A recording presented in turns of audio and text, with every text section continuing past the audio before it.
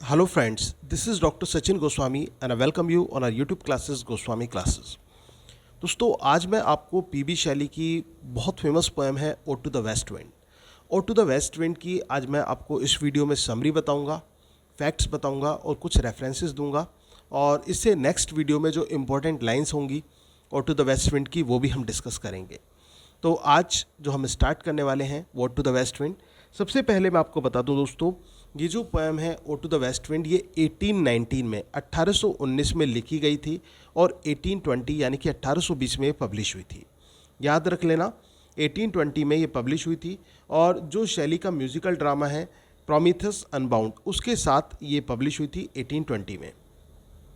और शैली जो थे उस समय इटली में रह रहे थे और ये जो पोएम है दोस्तों ये वहीं के बैकग्राउंड को दर्शाती है।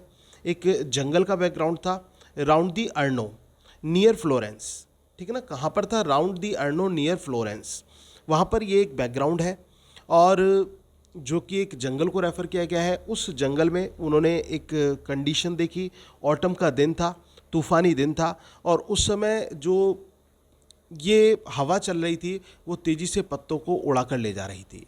उस अनुभव को देखकर, उस दृश्य को देखकर जो पोइट ने ये पोएम लिखी जिसका नाम है ode to the west wind. दोस्तों जो ode to the west wind है इसकी बात करें तो इसमें जो पोएम की जो स्टार्टिंग होती है वो जो पतझड़ है, ठीक है ना, पतझड़ है उसको एक ब्रीद के रूप में कहा गया है। जो वेस्ट विंड है उसको पतझड़ की ब्रीद के रूप में यहाँ पर रेफ़र किया गया है इस पोएम में ode to the west wind में। अब ये जो वेस्ट विंड होती है दोस्तों किसकी ब्रीद मैंने बताई? पतझड़ की सांस के रूप में वेस्ट विंड को दर्शाया गया। और वो ये कहती है कि जो वेस्ट विंड होती है वो क्या करती है, वो जो पत्तियाँ होती हैं उनको अपने साथ लेकर चली जाती है। जो डेड लीव्स होती हैं, आपने देखा होगा पेड़ से टूटी हुई जो पत्तियां होती हैं या फिर पेड़ पे जो पीली पीली जो पत्तियां रह जाती हैं, जो ड्राई लीव्स होती हैं, जब हवा चलती है तो उनको वो उड़ा ले जाती है और अपने साथ उड़ा ले जाती है और इस तरह से भगा देती है, इस तरह से ले जाती है जैसे कि कोई एक जादूगर होता है ना, वो चीज़ों को गायब कर देता है। उस तरह से जो ये वेस्ट विंड होती है ये उन सूखी पत्तियों को अपने साथ उड़ा कर ले जाती है। और वो जो पत्तियाँ होती हैं वो येलो कलर में होती हैं, ब्लैक होती हैं, पेल होती हैं और हेक्टिक रैग्ड होती हैं। कहने का मतलब ऐसी लगती हैं जैसे कि मानो वो बिल्कुल किसी बीमारी से ग्रसित हो। और बीमारी से ग्रसित का मतलब यहाँ पर यह है कि वेदर्ड लीव के लिए कहा गया है।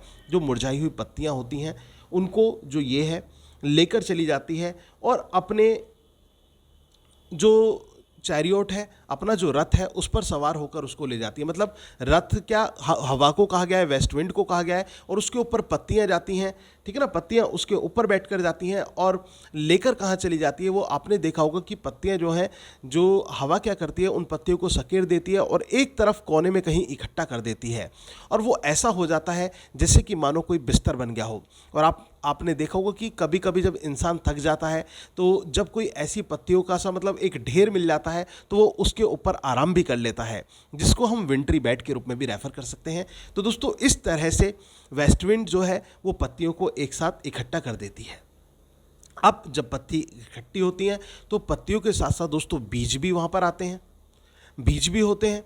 अब जब बीज होते हैं तो वो बीज जो है वो मिट्टी में मतलब चिपक जाते हैं और तब जब इसकी सिस्टर आती है, वेस्ट विंड की सिस्टर स्प्रिंग को कहा गया है, बसंत को वेस्ट विंड की सिस्टर के रूप में रेफर किया गया है। तो जब वेस्ट विंड की सिस्टर आती है, स्प्रिंग आती है, तो क्या होता है? वो जो बीज हैं वो अंकुरित होने लगते हैं और उनसे नए पौधों का, नए फूलों का जन्म होता है। तो दोस्तों इस तरह से वेस्ट विंड जो है वो डेस्ट्रॉयर भी है और प्रिजर्वर भी है, यानी कि विनाश करने वाली भी है और सुरक्षा प्रदान करने वाली भी है। तो वेस्ट विंड के दोनों रूप हैं, डेस्ट्रॉयर एंड प्रिजर्वर, कि डेस्ट्रॉयर भी है और वो प्रिजर्वर भी है। और इसीलिए वो ये कहता है कि उसको वाइल्ड स्पिरिट कहकर पुकारता है, ये जंगली आत्मा, तुम्हारी जो कला है दाउ आर्ट एवरीवेयर, कि तुम चारों तरफ हो, destroyer and preserver O hear, तुम डेस्ट्रॉयर हो और तुम प्रिजर्वर हो, यानी कि तुम रक्षा करने वाली भी हो और तुम ही विनाश करने वाली हो, तुम ही रक्षा करने वाली हो।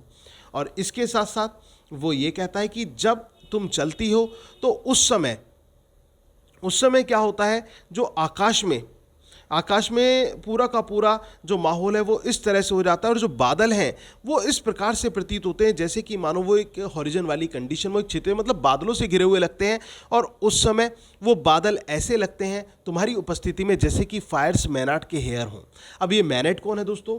मैनेट बैकस की पुजारन है। अब बैकस कौन है? बैकस शराब का देवता है। ये रेफरेंस है दोस्तों, ग्रीक मैथोलॉजी के रेफरेंस यहाँ पर आए हैं। बैकस जो कि गॉड ऑफ वाइन के रूप में जाने जाते हैं, और बैकस की जो पुजारिन है या फिर बैकस की जो प्रेमिका है जिसको मैनेट कहा जाता है, तो वो जो बाल हैं बिल्कुल ऐसे लगते हैं, मतलब वो जो बादल हैं बादलों को फैले हुए वो ऐसे लगते हैं जैसे कि मानो मैनाट के बाल हों, और वो एक हॉरिजन वाली शेप उन्होंने ले रखी हो।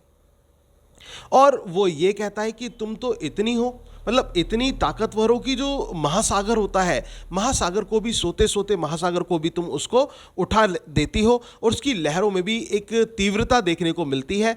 तो जब तुम आती हो तो महासागर को भी तुम एक तीव्रता प्रदान करती हुई आती हो। और इसके बाद वो ये कहता है कि अगर जो मैं एक डेड लीफ होता, अगर जो मैं एक पत्ती होता, तो मैं तुम्हारी शक्ति को जरूर सहन कर पाता, और अगर मैं एक बादल होता तो मैं तुम्हारे तरह जरूर दौड़ पाता। और इसके साथ साथ वो ये कहता है कि तुम अनकंट्रोलेबल हो, यानी कि जिस पर नियंत्रण नहीं किया जा सकता, तुम अनकंट्रोलेबल हो, बिल्कुल उसी तरह से जैसे कि मैं बॉय डेज में हुआ करता था। दोस्तों यहाँ पर वो अपने बॉयहुड को भी कंपेयर करता है, कहता है जब मैं जवान लड़का था, जब मैं यंग बॉय था, तो मैं उतनी ही तेज दौड़ सकता था जैसे कि तुम। तो इस तरह से वो अपनी कंपैरिजन यहाँ पर करता है, लेकिन वो ये कहता है कि अब समय व्यतीत हो चुका है, अब आगे बढ़ चुका है, अब मेरे अंदर भी वो ताकत नहीं रही है जैसे कि मैं युवा अवस्था में हुआ करता था। तो अब वो वेस्ट विंड से कहता है कि hey west wind, O lift me as a wave, मुझे एक वेव की तरह ऊपर उठा लो। अ लीफ अ क्लाउड, एक बादल की तरह, एक पत्ती की तरह। I fall upon the thorns of life I bleed. दोस्तों बहुत इंपॉर्टेंट ये लाइन है कि मैं इस जीवन रूपी कांटे रूपी जीवन में यहाँ पर व्यतीत कर रहा हूँ अपना जीवन, और मुझे खून निकलने हैं। कहने का मतलब he is talking about the struggle of life, the obstacles of life, जो जीवन के संघर्ष हैं, जो उनके बारे में वो बातें कर रहा है। तो वो वेस्ट विंड से कहता है कि मुझे भी उठा लो, किसकी तरह? एक लीफ की तरह, एक क्लाउड की तरह, मुझे भी अपने साथ ले चलो, क्योंकि जो समय की का जो भार है वो मेरे कंधों पर बहुत ज़्यादा आ चुका है, और मैं पूरी तरह झुक चुका हूं, अब मुझे अपने साथ ले जाओ। मैं कभी हुआ करता था तुम्हारी तरह, मेरे अंदर भी नियंत्रण नहीं था, मैं भी बहुत तीव्र था, मैं भी बहुत गर्व करता था, लेकिन आज समय ने सब कुछ परिवर्तन कर दिया है। तो इसी वजह से वो वेस्ट विंड से कहता है कि मुझे एक काम करो, जब हवा चलती है तो आपने देखा होगा कि एक आवाज़ सी होती है, ऐसा लगता है जैसे मानो कोई वाद्य यंत्र बज रहा हो, कोई म्यूजिकल इंस्ट्रूमेंट हो। तो यहाँ पर वो कहता है कि मुझे अपना एक लायर बना लो, यानी कि मुझे अपना एक म्यूजिकल इंस्ट्रूमेंट बना लो, जिस प्रकार से जंगलों को तुमने बना रखा है। जंगल में जब हवा होकर गुजरती है तो जो पत्तियां हैं वो साय साय की आवाज़ करती हैं, और वो जो आवाज़ होती है दोस्तों वो बहुत ही ज़्यादा एक अच्छी, एक मधुर आवाज़ होती है। तो उस आवाज़ को वो कहता है कि मुझे भी अपना म्यूजिकल इंस्ट्रूमेंट बना लो। और क्या हुआ अगर जो मेरी पत्तियां गिर रही हैं, अगर जो मेरी पत्तियां झड़ रही हैं, कोई फर्क नहीं पड़ता, मैं तुम्हारे साथ उस जीवन को जीना चाहता हूं। तुम मुझे ऊपर उठाओ और मुझे अपने साथ ले चलो। तो कुल मिलाकर वो ये कहता है कि जिस प्रकार से जो पत्तियां होती हैं, जो वाइदर्ड लीव होती हैं, उनको और जो सीड्स होते हैं उनको तुम एक नया जन्म दे देती हो, ठीक है, उसी प्रकार से मेरे जो विचार हैं उनको भी तुम समाज में फैला दो, उनको भी आगे फैला दो।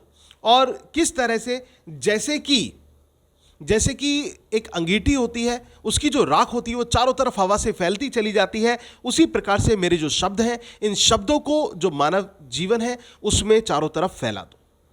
और इसके बाद दोस्तों लास्ट लाइन है, बहुत इंपॉर्टेंट है, the trumpet of a prophecy O wind, if winter comes can spring be far behind. मैं इस बात को निश्चित रूप से कहता हूं वेस्ट विंड, याद रख लेना, if winter comes can spring be far behind, अगर जो सर्दियां आती हैं तो क्या बसंत पीछे रह जाएगा। तो दोस्तों ये आपके लिए बहुत मोटिवेशनल लाइंस भी हैं, इनको अपने जीवन में भी उतार लेना कि अगर विंटर, आप जानते हैं दोस्तों विंटर यूरोप में बहुत ज़्यादा ठंड पड़ती है, विंटर दुख का प्रतीक है, विंटर जो है एक बुरे समय का प्रतीक है, और जबकि स्प्रिंग सीजन जो है वो ब्लॉसम का प्रतीक है, अच्छे वक्त का प्रतीक है। तो अगर जो बुरा वक्त आता है तो क्या अच्छा वक्त पीछे रह जाएगा? नहीं, अच्छा वक्त भी जरूर आएगा। तो इस वजह से जो पॉइंट है वो ये कहते हैं, if winter comes can spring be far behind. अगर जो सर्दियां आती हैं तो क्या बसंत पीछे रह जाएगा? तो कहने का मतलब, अगर जो आज बुरा वक्त है तो दोस्तों कल अच्छा भी आएगा, लेकिन अच्छा वक्त बनाने के लिए हमें मेहनत करनी पड़ती है और प्रयास करना पड़ता है। तो उसी प्रयास को आप जारी रखें, उसी अपने जज्बे को बनाए रखें, और इसी जज्बे के साथ, इसी आशावादी विचार के साथ आपको सफलता जरूर मिलेगी। और इसी के साथ हम अपनी पोएम का भी एंड करते हैं। थैंक यू वेरी मच दोस्तों। वीडियो अच्छी लगी हो तो प्लीज़ वीडियो को लाइक और कमेंट करना ना भूलिएगा। Yours doctor Sachin Goswami.